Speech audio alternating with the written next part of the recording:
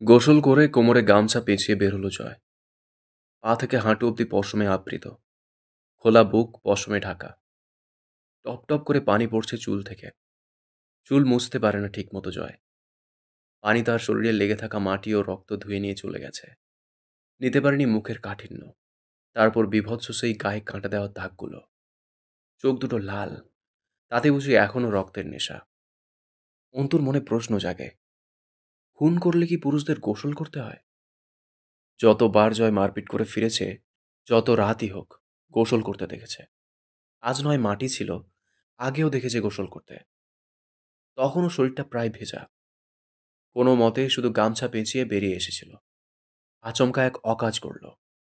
অন্তুর বুক থেকে এক টানে ওড়নাটা ছিনিয়ে নিয়ে গলায় পেঁচালো। গামছা ধরনের কিছু গলায় থাকলে সেটা বড় তৃপ্তিদায়ক লাগে তার। শরীর ঘামে প্রচুর। তারপর ছোটবেলার অভ্যাস, গলায় কিছু না রাখলে চলে না যেন। সেই ওড়না দিয়ে ঘাড় এদিক ওদিক কাত করে ভেজা শরীরটা মুছে লুঙ্গি পরল।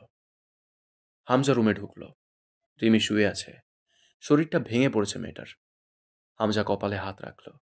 ঠোঁট নাক লাল হয়ে আছে, মুখটা ফোলা ফোলা। অতিরিক্ত কান্না করেছে, ভয় পেয়েছে। জয় যখন বেরিয়ে যাচ্ছিল হামজার সাথে দেখা করে, দৌড়ে হামজার কাছে গেছিল। সোফাতে বসা হামজা তখন। রিমি দৌড়ে গিয়ে স্বামীর পায়ের কাছে লুটিয়ে বসল। হাঁটু দুটো দু হাতের বাহুতে জড়িয়ে লাল চিকচিকে চোখ মেলে জিজ্ঞেস করেছিল, জয় ভাইয়া কোথায় যাচ্ছে মেহর সাহেব? মাঝার ভাইকে মারতে? কঠোর বলিষ্ঠ হাতের মুঠোয় হামজা রিমির থুতনিটা আলতো করে ধরে আঙুল দিয়ে আদর করে বলেছিল, তোমার আরাম করা দরকার। রুমে যাও, আমি আসছি। রিমি যায়নি। স্বামীর হাঁটুতে আস্তে করে মাথাটা এলিয়ে দিয়ে আঁচল বিছিয়ে পা মেলে দিয়ে পড়েছিল। হামজা রিমির চুলে হাত বুলিয়ে দিতে দিতে গভীর ভাবনায় মত্ত হয়েছিল। থেকে থেকে তুলির মেয়ের কান্না ভেসে আসছিল। তরু ছাড়া কোয়েলকে কেউ চুপ করাতে পারে না। রিমি আরও হাতড়ে ধরল হামজাকে, যেন সে আশ্রয় চায়। কঠিন দেবদূতের মতো চেহারা আর ওই শক্ত সামর্থ্য পাষাণ্ড পুরুষটির খুব কাছে রেমির ছোট্ট দেহ ও দুর্বল মনটা একটুখানি আশ্রয় চায়। হামজা তখন উঠে রিমিকে কোলে তুলে নেয়। রিমি হু হু করে কেঁদে ওঠে, মুখ লুকায় স্বামীর বুকে। হামজা আর বোঝার চেষ্টা করল না কেন কাঁদছে তার বউ। নারীকে বোঝার চেষ্টা করার অপচেষ্টা সে কখনোই করেনি। হামজার বিশ্বাস, নারী জাতকে বুঝতে চেষ্টা করলে এ জনম ফুরোবে, পুরুষ জন্মটা পুরোটা বৃথা পড়ে যাবে। নারীদের নিয়ে হামজার কোনো কালে বিশেষ জ্ঞানধারা নেই। আস্তে করে এনে যখন রিমির কুঁকড়ে যাওয়া শরীরটাকে বিছানায় শুইয়ে দিল, রিমি তখনও গলা ছাড়েনি হামজার। হামজার ভারী পৌরুষ দেহটাকে অনেকক্ষণ ওভাবেই ফেলে রাখতে হয়েছিল রিমির শরীরটার ওপর। পরে একটু ঘুমিয়েছিল। এখন আবারও কপালে হাত বুলিয়ে দিয়ে যখন সরে যাচ্ছিল, রিমি ধরল, অর্থাৎ সে জেগে উঠেছে। আস্তে আস্তে উঠে বসলো হামজার বাহু আঁকড়ে ধরে। হামজাকে বসালো সামনে। হাত দুটো গুটিয়ে কোলের ওপর রেখে হামজার কাঁধে কপাল ঠেকালো। হামজা আস্তে করে ভারিক্কি গলায় জিজ্ঞেস করে, কি হয়েছে বেগম? রিমি ডুকরে ওঠে, কণ্ঠ কাঁপে মেয়েটার। জয় ভাইয়া ফিরে এসেছে। সাথে তোমার মাঝার ভাইয়ের দেহের বিভিন্ন খণ্ড এনেছে বোধহয়, দেখবে। হামজার বরফ শীতল কণ্ঠস্বর, তাতে রাজ্যের বর্বরতা যেন। রেমির কান্নারত দেহটা কেঁপে উঠল পুরুষটির নিঠুরতায়। তবু কেঁপে উঠে সেই পুরুষটিকেই আঁকড়ে চেপে ধরল খামচি দিয়ে। হামজা আবারও বিভ্রান্ত হয় নারী চরিত্রে। সে বোঝে না এদের, কখনোই না, চেষ্টাও করে না তাই। শুধু টের পেল আজ মাঝারের ওপর পুরনো স্মৃতির দমক আছে তার বউয়ের। তবু সাথে প্রশ্রয়ও আছে যে তারা মাঝারকে টুকরো টুকরো করে পশু দিয়ে খাওয়াতে পারে। রিমিতা কষ্ট ও সুখ দুটো মিশিয়ে অদ্ভুত অনুভূতি সহকারে দেখবে। আপন লোকের অতি পাপ মানুষকে অন্যরকম কষ্ট দেয়, তা ব্যাখ্যাতীত। সেখানে স্নেহের টান নয়, বিশ্বাস ভাঙার যন্ত্রণা থাকে। হামজা অনেকক্ষণ জড়িয়ে চেপে ধরে বসে রইল রিমিকে। ছোট্ট শরীরটা কাঁপছে, ছটফট করছে হামজার বুকের ভেতর পড়ে। হামজা জিজ্ঞেস করল, কি হয়েছে, কেমন লাগছে? জড়িয়ে এলো রিমির কণ্ঠস্বর। তরু বলেই আষ্টে পৃষ্ঠে জড়িয়ে ধরল হামজার অর্ধকর্মাক্ত শক্ত শরীরটা। কয়েকটা খামচিও বসে গেল সেখানে। আরও আরও চেপে ধরতে চাইছে যেন। খামচিগুলো দিয়ে ক্ষোভ ও যন্ত্রণা লাঘবের চেষ্টা করে চলল। হামজা বাধা দিল না। চুপচাপ চুলের ওপর হাত রেখে চেপে ধরে রইল নিজের সাথে। ফজরের আজান শেষ হয়ে গেছে। এখন আকাশ ফর্সা হয়ে উঠবে। হামজার ইচ্ছে করল জয়কে সঙ্গে নিয়ে নামাজটা আদায় করে আসতে। সুযোগ নেই, কাজ আছে তার। বলল, ঘুমানোর চেষ্টা করো, সব ঠিক আছে, কিচ্ছু হয়নি। বড় বড় ঘটনার আগে এমন সব ছোট ছোট আভাস সইতে হয়, তাদের সহনশীলতা বাড়ে রিমি। দেখো না, অ্যাডমিশন টেস্টগুলো কত কঠিন মনে হয়। কেন কঠিন হয় বলো তো? কারণ অ্যাডমিশন টেস্টের পর যে লেভেলটা, সেটা আরও বহুগুণ কঠিন। সেই অ্যাডমিশনের কাঠিন্য পাড়ি দিয়ে যে ক্যান্ডিডেটগুলো এগিয়ে যেতে পারে, ধরে নেওয়া হয় এরা পরের ধাপের কাঠিন্য সইতে পারবে। নয়তো তো দেখতে যাকে তাকেই ভালো কোথাও অ্যাডমিট নেওয়া হতো। তা হয় না। বড় কিছুতে যোগদান করতে সেই সহনশীলতা চাই। এটুকুতে আমাদের ভাঙলে চলে না রিমি। আমি শিখিনি তা। বয়স 15তে থামিনি। তখনও এমন বহুত কিছু দেখেছি। তাই আজ এখানে। এখানে না থামলে আরো ওপরে। বুঝলে না তুমি? দরকার কি? সকাল হয়ে আসছে, ঘুমাও এখন। আমার কাজ আছে।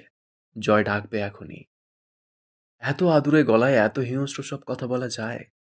এই প্রশ্নতেই আটকে থেকে রিমি দেখলো তার স্বামী বেরিয়ে যাচ্ছে রুম থেকে। সে গুটিসুটি মেরে পড়ে রইল বিছানার সাথে। লোকটা কি তাকে অবহেলা করছে? এই ব্যস্ততা ফুরাবে কবে? এখন কি পারতো না রিমিকে জড়িয়ে নিতে, একটু ঘুমিয়ে নিতে? আচ্ছা, এই ব্যস্ততা কাটলেও কি রিমির পাশে শোবার জন্য ওই পাষণ্ড পুরুষ থাকবে? রিমি আঁতকে ওঠে, গলা শুকিয়ে আসে ওর। দৌড়ে গিয়ে জাপটে ধরতে ইচ্ছে হয় লোকটাকে, কিন্তু হাত পা আটকে আছে বিছানার সাথে। জয়ের কণ্ঠস্বর ভেসে আসে, ভাই, হামজা ভাই। বড় ঘরে দিনরাত নেই, ও জায়গা চিরকাল অন্ধকূপ। তৈরিটাই ওভাবে করে নিয়েছিল হামজা। তাতে কোনো জানালা নেই। জয় হাতের চটের বস্তাটা মেঝেতে ঘষে ঘষে টেনে এনে রাখল। শরীর তখনও ভেজা। মুরসালিন বলল, এখন গোসল করলি নাকি? জয় একবার তাকিয়ে দেখে আবার নিজের কাজে মনোযোগ দিয়ে বলল, তোর অজুর পানি চাই তো বল। মুরসালিন বেশ ক্লান্ত স্বরে বলল, তা তো চাই, শুধু আমার নয়, সবারই চাই। হাতটা খুলে দে, বাথরুমে যেতে হবে। জয় কঠিন মুখে উপহাস করে উঠল, হ, একটু ইবাদত বন্দেগী বেশি করে কর, টপকে যাবি যখন তখন। পাপ টাপের মাপ চেয়ে নে। উপহাসের ম্লান হাসি হাসল মুরসালিন মহান। হ্যাঁ, তা তো চেয়ে নিতেই হবে। তোদের এই দিক দিয়ে খুব সুবিধা জয়। তোদের পাপ টাপ নেই জীবনে, সৃষ্টিকর্তার ইবাদত বা ক্ষমা চাওয়ার ঝামেলাও নেই। তীব্র খোঁচা মারা কথাটা শেষ হলো না মুরসালিনের। জয় একখণ্ড লোহা তীব্র বেগে ছুঁড়ে মারল মুরসালিনের দিকে। তা লাগলে নির্ঘাত মাথাটা ফেটে এখনই খারাপ কিছু হয়ে যেতে পারত মুরসালিনের। কিন্তু আঘাতটা ফসকে গেল, আর সেটা জয়ের ইচ্ছেতেই বুঝি। মুরসালিনের হাতের বাঁধন খুলে দিয়ে এসে জয় ধাতু গলানোর চুল্লিতে গুঁড়ো চুনাপাথর ও কোক মেশালো। যখন চুল্লি জ্বলল, বড় ঘরের তাপমাত্রা প্রায় অসহনীয় পর্যায়ে চলে যাচ্ছিল। ঘেমে আরেকবার গোসল করে উঠল জয় ও হামজা। জয় চুল্লি জ্বালিয়ে কিছু গুঁড়ো লৌহ মেশাতে থাকলো চুল্লিতে। হামজা চটের বস্তা উপর করে ঢালল। ঝরে পড়ল তাজা দুটো কাটা পা ও দুটো হাত। থকথকে হয়ে আছে শিরা উপশিরা থেকে ঝরা কষানি ও জমাট বাঁধা রক্ত। এক কোপে কেটে নিয়েছে দেখেই বোঝা যাচ্ছিল। এখনও হাতের আঙুলে মাঝারের ব্যবহৃত মেটে রঙা পাথরের আংটিটা আছে। বাচ্চারা ভয় পাচ্ছিল। মুরসালিন থামালো ওদের। হামজার বিশেষ খেয়াল নেই আজ ওদের দিকে। সে চাপ্পড় দিয়ে মাঝারের কাটা হাত পা ছোট ছোট টুকরো করছে। হাড়গুলো ছড়ানোর সময় পাথর ব্যবহার করলো। এরপর টুকরোগুলো ছুঁড়ে মারল এক এক করে জ্বলন্ত চুল্লিতে। এমনিতেই গলিত লোহার গন্ধ অসহনীয় হয়। জয় হামজা দুজন খুব অভ্যস্ত, কিন্তু বাচ্চাগুলো অস্থির হয়ে যাচ্ছিল। তার উপর কাঁচা মানুষের মাংস, হাড় ইত্যাদি ঝলসে যেতে লাগলো চুল্লিতে। অসহ্য দুর্গন্ধে বড় ঘরে থাকা মুশকিল হয়ে যাচ্ছিল। মুরসালিন দেখল জয় কিছু ঢালছে চুল্লিতে। হয়তো পেট্রোলিয়াম, কয়লা হবে। বড় ঘরের ডান পাশে একটা ক্রুসিবল মেটাল মেল্টিং মেশিন আছে। ওটা বোধহয় অচল। হামজা জিজ্ঞেস করল, মাথাটা কোথায়? পুঁতে রেখে এসেছি। কবরস্থানে খাদেম ছিল? বাইরে দাঁড়িয়েছিল। টাকা দিতে হয়েছে? জয় কথা বলল না। তার পুরো শরীরে ঝর্ণা বোঝাচ্ছে ঘামের। মুরসালের নামাজ শেষ করে বসে দেখল দুই ভাইয়ের বর্বরতা চুপচাপ। মাজাহারের মাথাটা কবর দিয়ে রেখে এসেছে। হাত পা চারটা এখানে গলিয়ে নিশ্চিহ্ন করে ফেলছে। অর্থাৎ কোথাও শুধু কোমর থেকে গলা অবধি দেহখণ্ডটুকু ফেলে রেখে এসেছে। তা দেখে ওটা যে কার দেহখণ্ড তা শনাক্ত করাও মুশকিল। মুরসালিনকে আবারও স্পটলাইটের নিচে বাঁধল জয়। মুরসালিন জিজ্ঞেস করল, কাকে খণ্ড করে এলি? কি হয়েছে? কোনো পাপের পুরস্কার পেয়েছিস নাকি আবার? জয় মুরসালিনের দিকে কোমর ঝুঁকিয়ে দাঁড়িয়ে মুচকি হাসল। কলজেটা কচমচিয়ে চিবিয়ে খেয়ে ফেলবো, কথাবার্তা মেপে বলবি। মুরসালিন হাসল। দাড়িপাল্লা কোথায়? আমার কথা মাপার আগে তোদের পাপ মাপতাম। কতটা পাপ জমা হলে বা তার প্রতিদান আসতে শুরু করে। তোদেরটা শুরু হয়েছে বোধহয়। অবশ্য শুধুই আন্দাজ আমার। জয় ওর ডান হাত খোলা রেখে সামনে একটা মোড়া নিয়ে চেপে বসল। একটা কাগজ ও কলম এগিয়ে দিয়ে বলল, একটা সুন্দর স্টেটমেন্ট দে তো বাপ। বহুত জ্বালাচ্ছিস। এমনিতেই মন মেজাজ ভালো না। যা বলছি সেটা লেখ। মন মেজাজের কি হয়েছে? বলবি তো? যা বলছি সেটা কর মুরসালিন। কথা বলতে আগ্রহ পাচ্ছি না। মুরসালিন অটল পর্বতের ন্যায় মাথা নাড়ল। এতই যদি সহজ হতো, তাহলে কি এত কিছু করতে হতো তোদের? এত দিনে পারলি না, আজ এমন কি হলো যে সহজ ভাবছিস? আর কি বলতে বলছিস তোরা? আমি যা করিনি, করলেও তা শুধুই প্রতিক্রিয়া। ক্রিয়া তোরা দেখিয়েছিলি শুরু থেকে। হাজার হাজার প্রাণ নিয়েছিস। সেসবের অবিচারের এক ফোঁটা প্রতিক্রিয়ায় এত জ্বলন ধরছে কেন তোদের? কিছুই করিনি আমরা, শুধু আল্লাহর নামে সয়ে যাচ্ছে। করিসনি? শালা জঙ্গির দল, দেশদ্রোহী শালা তোরা। টুপি দাড়ি গালে মাথায় ঝুলায়ে দেশের সাথে বেইমানি করে যাচ্ছিস যুগের পর যুগ। কিসের বেইমানি জয়? দেশটার অধঃপতনের কত আনা দায় আমাদের দিয়ে মিছিমিছি পাপ মুক্তের অভিনয় করতে চাস তোরা? তোদের বিবেচনা বোধ খুলুক। আমিন। হামজা শান্ত স্বরে বলল। বেশি ঝটপটাচ্ছ মুরসালিন, শান্ত হও। নইলে কি করবেন? শান্ত স্বরে বলল মুরসালিন। এরপর জয়ের দিকে ফিরল। তোদের বোঝাপড়া আমার সাথে। ওই বাচ্চাগুলোকে ছেড়ে দে। ওরা কিচ্ছু করেনি। তোদের শক্তি ক্ষমতার, আমাদেরটা দিলের। ভুলে যাস না, প্রাণ নিয়ে যারা পালায় তাদের দৌড়ের গতি বেশি হয়। একবার ছেড়ে দিয়ে দেখ না, বেঁধে কেন রাখতে হয়? কারাগারে কেন দিতে হয়? রাতের আন্ধারে মেরে কেন ফেলতে হয়? রাজপথে সামনে আসার সৎ সাহসটুকু বুকে নেই তা জানিস তো তোরা? মিছিমিছি বাহাদুরি দেখাস না ভাই, বিরক্ত লাগে। জয় কিছুক্ষণ চুপচাপ তাকিয়ে থেকে কাগজটা এগিয়ে দিয়ে কেবল শীতল স্বরে বলল, স্টেটমেন্ট। তুই শুধুই ব্যক্তিগত আক্রোশ থেকে এসব করছিস জয়। আর যেটা শুধু ভুল বোঝাবুঝিতে সৃষ্টি হয়েছে তোর মাঝে। জয় রোবটের মতো স্থির স্বরে কেবল উচ্চারণ করলো শক্ত মুখে, স্টেটমেন্ট। কিসের স্টেটমেন্ট? দেশের সাথে গদ্দারি করে আসছিস তোরা সেই পূর্ব পাকিস্তানের আমল থেকে। এখন আবার সংখ্যাগরিষ্ঠতার চেষ্টা করছিস দেশের ক্ষমতাকে উপড়ে ফেলে নিজেরা ক্ষমতায় বসতে। এসব লিখবি। কাকে কাকে মেরেছিস আর কারা জিম্মি আছে তোদের কাছে, সেসবের হিসেব দিবি। সব স্বীকারোক্তিমূলক একটা স্টেটমেন্ট চাই। জয়ের কণ্ঠ ফুঁড়ে আগুনের হলকা ছুটছিল। আগুনটুকু গিলতে গিলতে যেন আবারও রিপিট করলো কথাগুলো। মুরসালিন শান্ত স্থির কণ্ঠে বলল, যে কথাগুলো বললি তার কোনো যুক্তিযুক্ত ব্যাখ্যা বা প্রমাণ আছে তোর কাছে? হামজা চুপচাপ বসেছিল। এবার তাকালো চোখ তুলে। জয় বলল, একটা স্টেটমেন্ট দে। মিথ্যা স্বীকারোক্তি দেব? কিন্তু কেন? ওদের বাঁচাতে। তুই তো আমির ওদের না? তোর সামনে মরবে, দেখতে ভালো লাগবে না তোর? ওরা বাঁচবে না এতে। জয় দাঁত খিঁচে উঠল। জয় আমিরের কথার নড়চড় হয় না। মুরসালিন মাছি তাড়ানোর মতো অবজ্ঞা করে পড়ল, রাগ তোর জিকির। কথায় কথায় কি এত নিজের নাম জপিস মূর্খর মতো? নিজের ভেতরে কখনো ঝেঁকে দেখেছিস কত বড় ফাঁপা ঢোল তুই? এক পর্বতসম হাহাকার নিয়ে শুধু দাপিয়ে বেড়াচ্ছিস ক্ষমতার দাপটে। আদতেও কি তোর বলতে কিছু আছে? সজোরে একটা ঘুষি মারল জয় মুরসালিনের ক্ষতবিক্ষত মুখটার ওপর। রক্ত বেরিয়ে এলো। মুরসালিন মলিন মুখে হাসল। তুই সত্যি নিতে পারছিস না জয়। তুই জানিস আমি ঠিক, তুই ভুল। তবু এই ক্ষমতার দাপট আর অপশক্তির দ্বিধান্বিত লড়াই। পিছু হটে যা, পাপ করিস না আর। হামজা ভাইয়ের ক্ষমতার খিদে আছে, তোর তো তা নেই। শুধুই ব্যক্তিগত আক্রোশ। ছেড়ে দে এসব। একটু থেমে মুরসালিন বলল, খিদে বড় খারাপ জিনিস জয়। জানিস তো, 1972-এর আন্দেজ পর্বতে প্লেন ক্র্যাশের ঘটনায় 72 দিন যে যাত্রীগুলো বরফের পর্বতে আটকে ছিল, খিদে ওদের কি পর্যায়ে নিয়ে গেছিল। ওরা নিজেদের সহযাত্রীদের দেহের মাংস ছিঁড়ে খেয়ে বেঁচেছিল।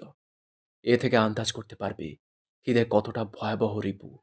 শুধু পেটের খিদেই নয় জয়, মানুষের ষড়রিপুর মাঝে একটি এই লোভনীয় খিদে। সেটা যে কোনো কিছুর খিদে হতে পারে, হোক ক্ষমতার, যা মানুষকে সর্বোচ্চ নিচে অবধি নিতে পারে। হামজা ভাই থামবে না। তুই কেন তার সঙ্গী ও সাক্ষী হচ্ছিস? তোর এই কি হাল হয়েছে জয়? তোর নীতির বাণী পকেটে রাখ মুরসালিন। ভালোই মাইন্ড কন্ট্রোল করার ট্রিক্স শিখেছিস দেখছি বাপ। রাজনীতি আর শিবির থুক্কু, জঙ্গিবাদ ছেড়ে কি সাইকোলজি নিয়ে গবেষণা করছিস? বালের প্যাঁচাল ছাড়। রাজধানীতে ছাত্রলীগের কয়েকজন নেতা জিম্মি আছে তোদের কাছে, তাদের খোঁজ দে, বাচ্চাগুলোকে ছেড়ে দেব। মুরসালিন হতাশ নিঃশ্বাস ফেলল। তাহলে চল, একটা সওদা করি। জয় তাকিয়ে রইল। মুরসালিন বলল, আমাদেরও অসংখ্য লোক তোদের কাছে বন্দী, যারা থুকে থুকে মরছে। আবার কতজন কারাবাসে যাচ্ছে, তাদের ছাড়িয়ে আন। আজ যা রাজধানীতে, তোদের উপর মহলের কর্তাদের বল ওদের ছেড়ে দিতে। দেশটাকে ক্ষমতার ক্ষুধা নিবারণের সুস্বাদু খাবার না বানিয়ে অন্তত কিছুটা ন্যায় নীতিতে বহাল রাখতে বল। দেশটা জঙ্গল, দেশের জনগণ জঙ্গলি জানোয়ারে পরিণত হয়ে যাচ্ছে দিন দিন। ভালো লাগে এসব? জয়কে সরিয়ে দিল হামজা। ঠেলে বড় ঘর থেকে বের করে উপরে পাঠাতে চাইল। যা, ঘরে যা, একটু ঘুমা। জয় গেল না, চুপচাপ বসে রইল ইস্পাতের খণ্ডের ওপর। হামজা বসল মোরসালিনের সামনে। 3 দিনের পর একটা কুলখানির আয়োজন করা হলো পাটোয়ারি বাড়িতে। পুরো এরিয়ার লোকের নিমন্ত্রণ, হাজার হাজার লোক খাবে। সকাল সকাল বাজারে গেছিল জয়। ভ্যান ভরে ভরে বাজার এলো। জয় ফিরল রিকশাতে। তাদের বাইকের প্রতি কোনো মোহ ছিল না কখনো। যুবক বয়সেও কখনো বাইক নিয়ে অযথা ফুটেজ খেয়ে বেড়ানোর মতো কোনো প্রবণতা তার চরিত্রে দেখা যায়নি। একবার জয়কে এক নারী বলেছিল, জয় আমির সাহেব, যে নদীর গভীরতা বেশি, তার বয়ে চলার আওয়াজ কম। জয় মানে, যার গভীরতা বেশি, তার চলনে তর্জন গর্জন থাকে না। সেই নারী আরও বলেছিল, রহস্য কোনটা জানেন? সেটা যে রহস্য, সেটাও এক প্রকার রহস্য, সেটাই রহস্য। জয় বিরক্ত হয়ে বলেছিল, বালের কথা কইয়েন না, বুঝায় কন। নারীটি ধারালো ঠোঁট কিঞ্চিত এলিয়ে হেসেছিল। রহস্যকে আপনি দেখবেন, নাড়বেন, অনুভব করবেন, খুব কাছে থাকবেন, অথচ বুঝতে পারবেন না ওটা এক রহস্যের দ্বার। সেটা হলো রহস্য। অর্থাৎ যা রহস্য, তা দেখে বোঝা যাবে না সেটা রহস্য। রহস্যের রহস্যটাও এক প্রকার রহস্য। এসব কেন মনে পড়ছিল আজ রিকশায় চলাচলের সময়, জয় জানে না। লোকের দিকে ওর খেয়াল নেই। তবু যে লোকে ঘটা করে ওকে সালাম ঠুকে যাচ্ছে, তা বুঝল। মনে মনে বকেও উঠল, তেলবাজ বাঙাল সম্প্রদায়।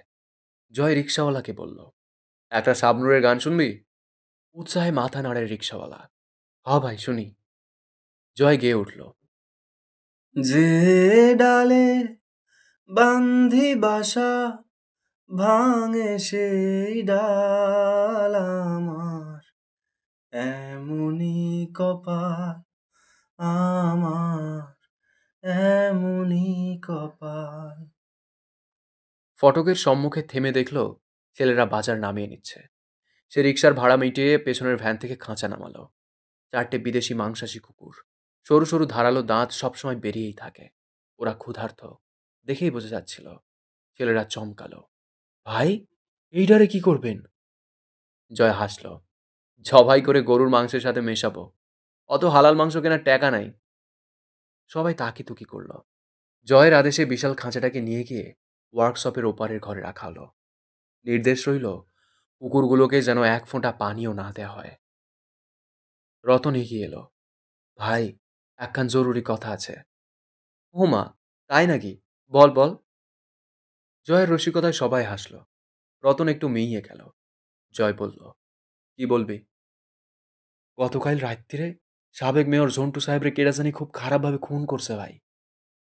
জয় চমকে উঠল, ইন্না লিল্লাহি ওয়া ইন্না ইল্লাহি রাজিউন।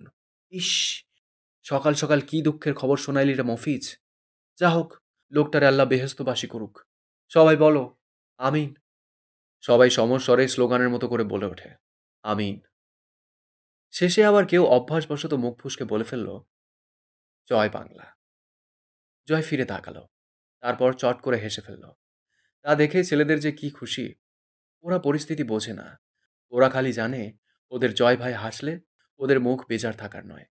জয় হাত মুঠো করে বিপ্লবীদের মতো করে উঁচিয়ে ধরে পড়ল, জয় বাংলা। সিঁড়ি দিয়ে ওঠার সময় পা টলছিল। জ্বর চলে এলো কেন হঠাৎই, বুঝতে পারছিল না জয়। গতরাতে বাড়ি ফিরেছে রাত 3টায়। এরপর ঘুম হয়নি ঠিক মতো, গা টলছে। জয়ের চোখের সামনে তরুর জ্বরে কুঁকড়ে যাওয়া মুখটা ভেসে ওঠে। বকে উঠে মাথা ঝাড়া মারে, হের শালা, কি সব ধনবাল ভাবে সে। রিল্যাক্স জয়, কিচ্ছু হয় নাই, অল টাইম অল রাইট। কি বললাম বলতো? জয় বিকেল অবধি পড়েছিল বিছানায় ওভাবেই। বেহুশের মতো লাগছিল দেখতে। অন্তু কাজের ব্যস্ততার মাঝেও কয়েকবার ঘরে এলো। ওভাবে জয়কে পড়ে থাকতে দেখে বেশ লাগছিল। প্রতিবার আনমনে ম্লান হাসল। নিঃশব্দে মনে মনে জয়কে ডেকে বলল, নিজের ঘা 16.5 আনা জয় আমির। পাপ সামনে এসে দাঁড়ানোতে নিজেকে খোদা দাবি করা ফেরাউনও সর্বশক্তিমান আল্লাহর কাছে তওবা ইস্তেগফার করেছিল। আপনারা তো নির্বোধ মূর্খ মানব, যারা মিথ্যা দাপটে লুটে পুটে বেড়াচ্ছেন। বাচ্চাদের সকাল থেকে কিছু খেতে দেওয়া হয়নি বোধহয়। অন্তু জয়কেও বিকাল অবধি খেতে ডাকলো না। সামান্য কিছু এনেও দিল না।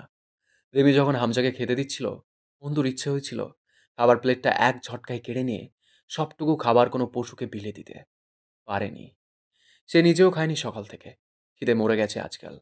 পানির পিপাসাও সারাদিনে বিশেষ একটা টের পায় না। কোনো মতে একবেলা সামান্য খেতে গেলেও গলায় খাবার আটকায় যেন। মাগরিবের ওয়াক্তের খানিক আগে নিচে গিয়ে ছেলেদের দিয়ে দুধ আনালো। সন্ধ্যার দিকে এক গ্লাস গরম দুধ নিয়ে এলো জয়ের জন্য। জয় চিত হয়ে শুয়ে কিউব মেলাচ্ছে আনমনেই। তা মিলছে কিনা সেদিকে খেয়াল নেই। খালি গায়ে এসির বাতাসে লোমকূপ শিউরে শিউরে উঠছে মাঝে মধ্যে। জ্বরের তোপে চোখ দুটো লাল। তা দেখলো খুঁটিয়ে খুঁটিয়ে অন্তু। অন্তুর আজকাল শুধু চোখের সামনে ভেসে ওঠে মুমতাহিনার ছিন্ন ভিন্ন ছোট্ট দেহটা। অথচ সেভাবেই যখন এ বাড়ির মেয়ে তরু অত্যাচারিত হলো, তখন দুই ভাইয়ের হত্যাযজ্ঞের আয়োজন অন্তুকে অবাক করে তুলছে ক্ষণে ক্ষণে। দুজনই মেয়ে, সমান তাদের শেষ যন্ত্রণা। অথচ দুই ভাইয়ের প্রতিক্রিয়া কত ভিন্ন। জয়ের শরীর টকবক করে ফুটছে যেন। অন্তু হাত ছুঁয়ে চমকে উঠল। দুধের গ্লাস ধরল মুখের কাছে। জয় ছিটকে সরে গেল। ধুর শালি, কি এইটা? তোরে আনতে বলছি এই জিনিস? এর চাইতে বিষ ভালো। সরা। অন্তু টকবগে গরম দুধের গ্লাসি ঝাঁকি মেরে তা জয়ের হাতে ফেলল। জয় ছিটকে ওঠে। অন্তু বলল, আমার সঙ্গে মুখের ভাষা সংযত রাখবেন। লোক যাই জানুক, আপনি তো জানেন আমি রাস্তার মেয়ে না। এটুকু খেয়ে নিন, ভালো লাগবে। জয় কিছুক্ষণ ভ্রু কুঁচকে চেয়ে থেকে আলতো করে প্রসন্ন চিত্তে হাসল। হ, বমিটা তোর গা ভরে করি, এরপর অবলায় একটা গোসল দিয়ে আয়। সরা বাল, দুধ খাই না আমি। অন্তু বলল, পছন্দ না? জীবনে খাই নাই। থু, সরাও। অল্প একটু নিন, আমি খাইয়ে দিচ্ছি। জয় ভ্রু কুঁচকে চেয়ে আছে দেখে অন্তু বলল, বিষ টিস নেই, নিশ্চিন্তে খেতে পারেন। এভাবে মারার হলে শত রাত সুযোগ পেয়েছি। জয় হেসে মাথা নাড়ল। আমি খাই না দুধ, তুমি খেয়ে ফেলো। অন্তু কিছুক্ষণ অপেক্ষা করে দুধটা ঠান্ডা করলো। এরপর এগিয়ে এলো। জয়ের বাহুটা ধরে এগিয়ে আনতে গেলে ইচ্ছাকৃত জয় এসে অন্তুর কাঁধের ওপর হেলান দিয়ে আচ্ছ হয়ে পড়ে রইল। অন্তু আপাতত কিছু বলল না। দুধের গ্লাসটা জোর করে মুখের কাছে ধরল। খান এটুকু, জ্বরে গা তো পুড়ছে, খুব শোক লাগছে তাতে। দুধটুকু খেয়ে মিনিট 15 বাদে জয় ঘুমিয়ে পড়ল। হামজা বাড়িতে ছিল না। অন্তু চাবি নিয়ে চলে যায় বড় ঘরের দিকে। পিপাসার্ত শিশুগুলো অন্তুকে বড্ড জ্বালায়। ওদের খাওয়া না হলে তার গলা দিয়ে পানি নামে না। জয় ঘন্টা কয়েকের আগে উঠবে না। অন্তুর ভেতর থেকে কেউ ডেকে ওঠে, তুই ধোঁকাবাজ হয়ে উঠছিস, নয় কি? অন্তু প্রতিবাদ করে, পাপের ত্রাসে পিষ্ট হয়ে মরা আত্মহত্যা হতো। এটা ধোঁকা নয়, হয়তো কৌশল, বেঁচে থাকার কৌশল, বাঁচিয়ে রাখার কৌশল। একটু চুপ থেকে ফের বলল, হয়তো আমি খুব খারাপ হয়ে গেছি। তাচ্ছিল্য করে হাসে। খারাপের রাজ্যে ভালোর প্রবেশ খারাপকে ভালো করেনি, ভালোকে খারাপ করেছে। এরই দৃষ্টান্ত প্রতিষ্ঠিত হলো, নয় কি?